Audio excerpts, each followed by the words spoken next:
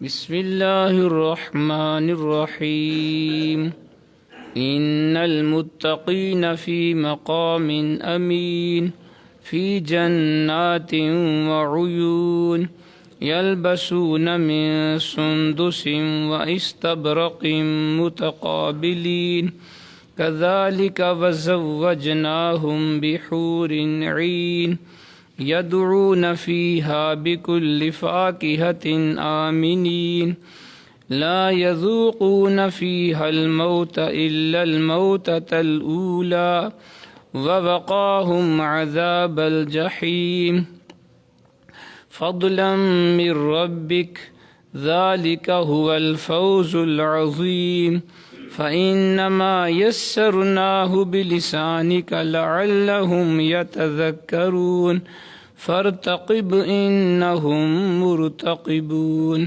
آمنت بالله صدق اللہ العظیم ان المتقین بے شک پرہیزگار فی مقام امین امن کی جگہ میں ہوں گے فی جنات باغات میں وعیون اور بہتے ہوئے چشموں میں یلبسون پہنے ہوئے ہوں گے من سندس لباس باریک و استبرق اور دبیس ریشم کا متقابلین آمنے سامنے بیٹھے ہوں گے کذالک ہاں یوں ہی ہوگا وزوجناہم اور ہم بیاہ دیں گے انہیں بحور عین گوری گوری آہو چشم عورتوں سے یدعونا وہ منگوا لیا کریں گے فیہا وہیں بکل فاکہۃ ہر قسم کا پھل آمنین اطمینان سے لا یذوقونا نہ چکھیں گے فیہا وہاں الموت موت کا ذائقہ الا الموتۃ الاولی سوائے اس پہلی موت کے ووقاہم اللہ نے بچا لیے انہیں عذاب الجحیم عذاب جہنم سے فضلا من ربک محض آپ کے رب کی مہربانی سے ذالک ہوا یہی وہ الفوز العظیم بڑی کامیابی ہے فإنما یسرناہ پس ہم نے آسان کر دیا ہے قرآن کو بلسانک آپ کی زبان میں لعلہم تاکہ وہ یتذکروا نصیحت قبول کریں فرتقب سو آپ بھی انتظار کیجئے انہم مرتقبون وہ بھی انتظار کرنے والے ہیں حضرت محترم بھی آپ قرآن مجید فرقان حمید میں سے 25واں پارہ سورۃ دخان کی آیات نمبر 51 سے لے کر 59 تک کی تلاوت اور ترجمہ سماعت فرما رہے تھے گزشتہ درس میں ہم نے پڑھا اللہ کریم نے فرمایا یقیناً فیصلہ کا دن ان سب کو دوبارہ زندہ کرنے کے لیے مقرر وقت ہے جس روز کوئی دوست کسی دوست کے ذرا کام نہیں آئے گا اور نہ ان کی مدد کی جائے گی سوائے ان کے جن پر اللہ نے رحم فرمایا ہے بے شک وہ سب پر غالب ہمیشہ رحم کرنے والا ہے بلا شبہ زقوم کا درخت گنہگار کی خوراک ہوگا استغفر اللہ پگھلے تانبے کی مانند پیٹوں میں جوش مارے گا استغفر اللہ جیسے کھولتا پانی جوش مارتا ہے حکم ہوگا اس نابکار کو پکڑ لو پھر اسے گھسیٹ کر لے جاؤ جہنم کے وسط میں استغفر اللہ پھر انڈیلو اس کے سر کے اوپر کھولتا پانی اسے عذاب دینے کے لیے استغفر اللہ لو چکھو تم بڑے معزز و مکرم ہو بے شک یہ وہ ہے جس میں تم شک کیا کرتے تھے گزشتہ درس میں ہم نے ان آیات بینات کی تفسیر پڑھی قرآن پاک کا اسلوب یہ ہے کہ جہاں پہ جہنم کا ذکر ہوتا ہے وہاں ساتھ رب کریم جنت کا ذکر بھی فرما دیتا ہے جہاں پہ خدا کے عذاب کا ذکر ہوتا ہے وہاں ساتھ ہی رب کریم اپنے نیک بندوں کے لیے انعامات کا ذکر بھی فرما دیتا ہے تاکہ گناہ گار جو ہیں وہ خدا کے عذاب سے ڈر جائیں گناہوں سے رک جائیں اور جو نیکوکار ہیں وہ زیادہ ذوق و شوق کے ساتھ نیک اعمال کی طرف ہمیشہ لگے رہیں اب پہلے جہنم کا ذکر ہوا عذاب خداوندی کا ذکر تھا اب اللہ کریم آج کے درس میں جنت متقین اور جنت کی نعمتوں کا ذکر فرما رہے ہیں سبحان اللہ بڑا پیارا ہے جی یہ آیات ان المتقین فی مقام امین یقیناً پرہیزگار امن کی جگہ میں ہوں گے، امن کی جگہ میں ہوں گے۔ اللہ تعالیٰ سے ڈرنے والوں، تقوی و پارسائی کو اپنا شعار بنانے والوں پر جو لطف و کرم اس روز فرمایا جائے گا قیامت کے دن جنت میں، اب اس کا روح پرور بیان شروع ہے۔ بتایا کہ جہاں انہیں ٹھہرایا جائے گا، اللہ کے نیک بندوں کو جنت میں جہاں ٹھہرایا جائے گا، وہاں انہیں کسی قسم کا اندیشہ نہ ہوگا، کوئی خوف نہیں ہوگا۔ دنیا میں آپ دیکھتے ہیں نا، کئی قسم کے خوف ہے، بے روزگاری کا، مہنگائی کا، بد امنی کا، قتل و غارت کا، چوری ہونے کا، کئی قسم کے خوف ہیں، بیماری کا، پریشانی کا۔ لیکن جنت میں کوئی خوف نہیں ہوگا، نہ بیماری کا خوف، نہ تنگ دستی کا غم و اندو، کوئی خوف نہیں۔ سنیے بڑی پیاری حدیث پاک، امام مسلم اپنی صحیح میں حضرت ابو ہریرہ اور حضرت ابو سعید خدری رضی اللہ تعالی عنہما سے روایت کرتے ہیں، رسول کریم صلی اللہ علیہ وسلم نے فرمایا، اہل جنت سے کہہ دیا جائے گا کہ یہاں تم ہمیشہ تندرست رہو گے۔ سبحان اللہ۔ تو دیکھیے جی، اہل جنت کی شان دیکھیے، اہل جنت سے کہہ دیا جائے گا کہ یہاں تم ہمیشہ تندرست رہو گے، کبھی بیمار نہ ہوگے۔ سبحان اللہ۔ ہمیشہ زندہ رہو گے، کبھی نہ مرو گے، ہمیشہ خوشحال رہو گے، کبھی خستہ حال نہ ہوگے، ہمیشہ جوان رہو گے، کبھی بوڑھے نہ ہوگے۔ دیکھو جی کیا شان ہے جی جنت کی۔ جنت میں خوشحالی خوشحالی ہے، تنگ دستی کوئی نہیں۔ جنت میں خوشیاں ہی خوشیاں ہیں، پریشانی کوئی نہیں۔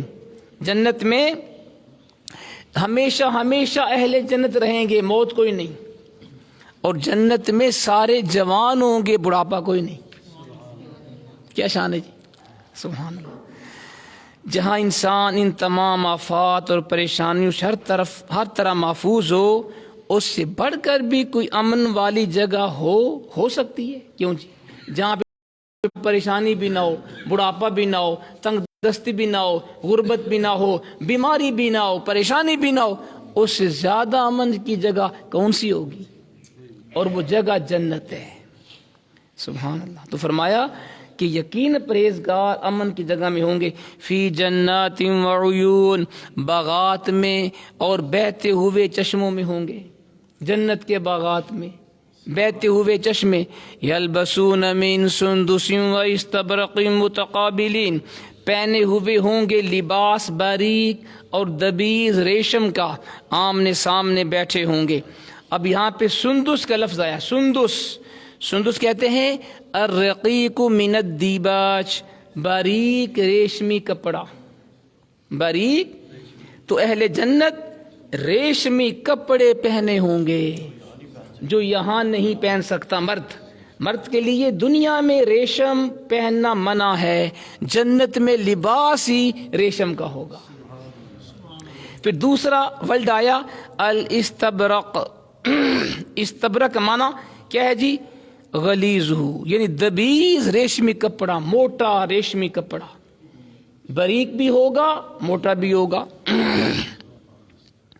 پھر فرمایا متقابلین، اہل جنت میں آمنے سامنے بیٹھے ہوں گے، روبرو، آمنے سامنے، یعنی دلوں میں غبار اور طبائع میں کدورت نہیں ہوگی کہ ایک دوسرے کی طرف پیٹھ کیے بیٹھے ہوں۔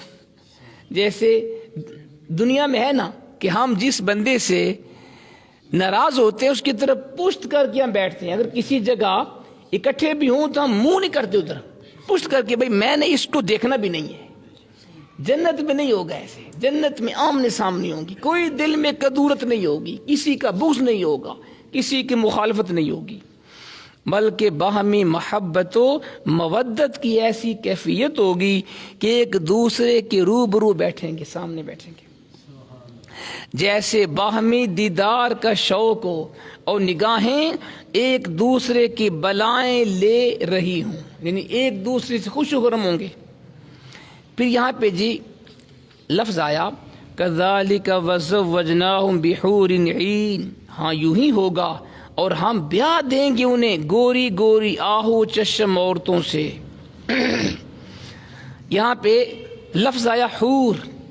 حور جمع ہے حورا کی، اس کا معنی ہے گوری رنگت والی.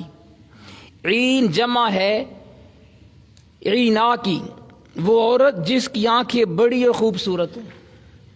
دنیا میں تو لوگ شادی کے لیے کیا کچھ کرتے ہیں جناب. حسین عورت ملے خوبصورت، اگرچہ پرلے درجے کی جاہل ہو. کئی لوگ حسن دیکھتے ہیں صرف شادی میں، عقل نہیں، سیرت نہیں، دین نہیں، حسن. حضور کا بڑا پیارا فرمان عالی شان ہے. میں تنکح المرأۃ لاربع، کسی بھی عورت سے 4 باتوں کی وجہ سے شادی کی جاتی ہے. 4 خوبیوں کو دیکھ کے لوگ شادی کرتے ہیں. لمالہا، اس کے مال کی وجہ سے. ولی جمالہا، اس کے حسن و جمال کی وجہ سے.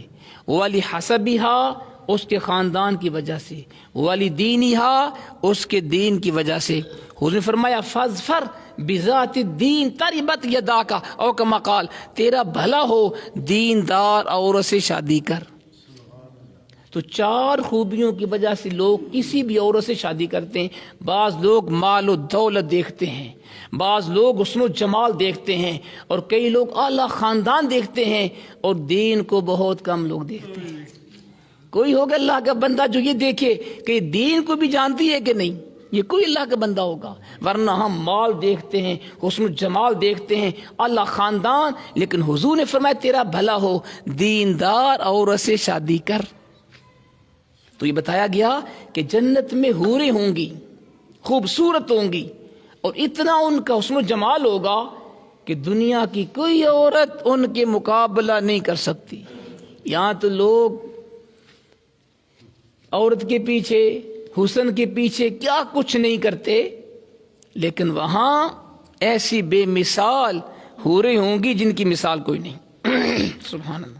آگے فرمایا یدعون فیہا بکل فاکہۃ آمنین، وہ منگوا لیا کریں گے وہیں ہر قسم کا پھل اطمینان سے. جو پھل طلب کریں گے جنت والے، جو پھل مانگیں گے فوراً ملے گا. دیر نہیں ہوگی. جتنی بار مانگیں گے اتنی بار ملے گا. یہ نہیں کہ بھئی ایک مرتبہ تم نے کھا لیا دوبارہ نہیں ملے گا. کیوں جی؟ سیب، انگور، کیلا، مالٹا، انار، جو مرضی مانگو جناب، اور جتنی دفعہ مانگو اتنی دفعہ ملے گا. جتنا مانگو اتنی مقدار میں ملے گا، اور دیر بھی نہیں، فوراً پیش کر دیا جائے گا. نہ یہ فکر ہوگا کہ مطلوبہ مقدار نہیں ملے گی، یہ بھی فکر نہیں کہ اگر میں نے بار بار کھایا تو یہ ختم نہ ہو جائے، اور نہ ذخیرہ ختم ہونے کا اندیشہ ہوگا. سبحان اللہ. دیکھیں نا جناب جنت کی نعمتیں دیکھیں ذرا. یہ دنیا کچھ بھی نہیں ہے بھائی. دنیا کی نعمتوں کے پیچھے ہم بھاگ رہے ہیں، پیسے کے پیچھے، مال کے پیچھے. سود کا ہے، رشوت کا ہے، چوری کا، دھوکے، بس مال ملے. جنت تم نے دیکھی نہیں ہے نا. اگر جنت دیکھے دنیا کو بھول جائیں. جنت کی بہاریں بندہ دیکھ لے نا، بندہ دنیا میں نہ آئے. ایک اللہ کے نبی کے بارے ہے نا کہ وہ جنت میں گئے تھے اور پھر واپس نہیں آئے. کون تھے بھلا وہ؟ کسی کو پتہ ہے؟ حضرت ادریس علیہ السلام، جو میرے ذہن میں آ رہا ہے غالباً. وہ گئے تھے کہ یا اللہ ہم ایک دفعہ مجھے دکھا دے. جب پہنچے پھر کہا جی واپس نہیں آؤں گا. کہا کیوں؟ کہا جی موت کا مزہ میں نے چکھ لیا ہے دنیا میں، اور موت ایک ہی دفعہ، دوبارہ نہیں. وہ آئے نہیں واپس جنت کو دیکھ کر. تو بھئی جنت اللہ تعالیٰ جس کو دے دے پھر اس سے خوش بخت کوئی نہیں. سبحان اللہ. آگے جناب سنیں جی. لا یذوقون فیہا الموت الا الموتۃ الاولی ووقاہم عذاب الجحیم، نہ چکھیں گے وہاں موت کا ذائقہ بجز اس پہلی موت کے، اور اللہ نے بچا لی ہے انہیں عذاب جہنم سے. وہاں موت ایک بار ہے جی. دنیا میں موت آئے گی نا، جب دوبارہ زندہ ہوں گے پھر موت نہیں ہے.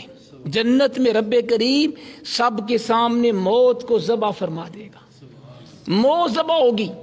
اللہ فرمائے گا میرے بندو اب دیکھو میں نے موت کو بھی ختم کر دیا، اب کوئی نہ گھبرائے کہ شاید مجھے موت آ جائے.